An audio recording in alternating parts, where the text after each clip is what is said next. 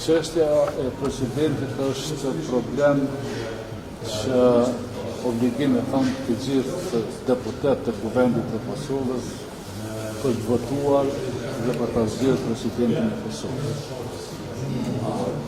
Tani se kur të tjetë dhe kur duhet të jetë presidenti i Kosovës është një çështje tjetër, e cila me siguri që është duke analizuar edhe nga partia që ka fituar zgjedhjen në këtë rast vetëvendosje, edhe diskutime bëhen edhe në parti tjera dhe në grupe të tjera parlamentare.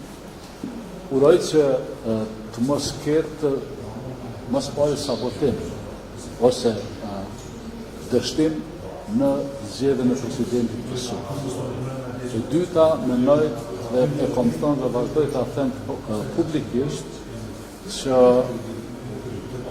për hir të unitetit të mundshëm dhe në një farë mënyrë të krijimit të një besimi më të madh për detyrën e presidentit që është jo noter siç po interpretohet, por është noter i gjitha vendimeve të Kuvendit të Kosovës, është komandant i përgjithshëm i ushtrisë Kosovës në rast të lufte, ka kompetenca të jashtëzakonshme në marrëdhëniet me jashtë dhe obligimi kryesor i presidentit, respektivisht presidentes, është që të krijojë raporte të brendshme, të shëndetshme dhe të konsultohet rregullisht me gjitha forcat politike.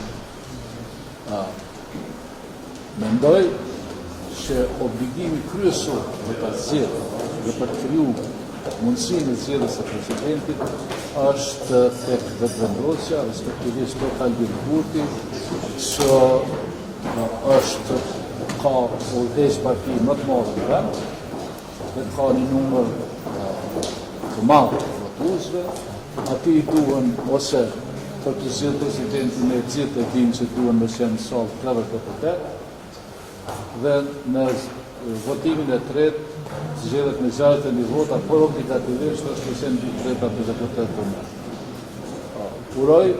Uroj që vërtet të ketë një marrëveshje mes partive politike të mëdha dhe të vogla për ta zgjedhur presidentin.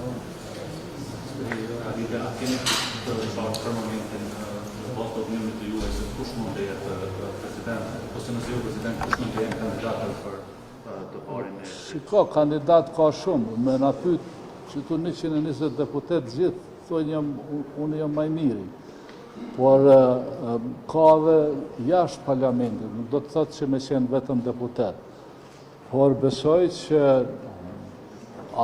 ai ose ajo që do të zgjidhet duhet të ketë besimin dhe të ketë gatishmërinë për të punuar për Kosovën dhe jo për veten e tij ose të saj.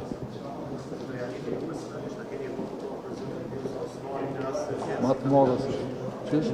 A keni ju personalisht votë për presidentin ose Osmani në rast se vjen si kandidaturë për votin e vend? Unë vota ime është vota PDK-s.